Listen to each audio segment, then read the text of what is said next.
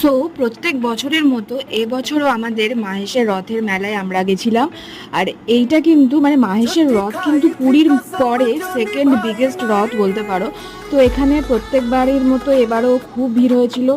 আর বিশেষ করে শনি রোববার তো খুব ভিড় হয় মেলাতে। আর এই মেলাতে হেন কোনো দোকান নেই যে পাবে না। পর্দার দোকান থেকে শুরু করে জামা কাপড়, কসমেটিক্স, জুয়েলারি সমস্ত দোকান পেয়ে যাবে।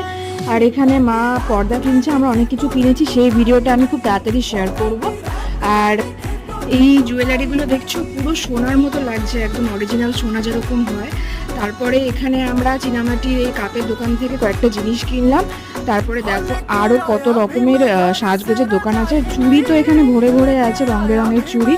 আর মেলাটা সেদিনকে প্রচণ্ড গরম লাগছিল, তো আমরা তাড়াতাড়ি করে কেনাকাটা করে চলে এলাম। আর এই ভিডিওটা ভালো লাগলে অবশ্যই সাবস্ক্রাইব করে দিও।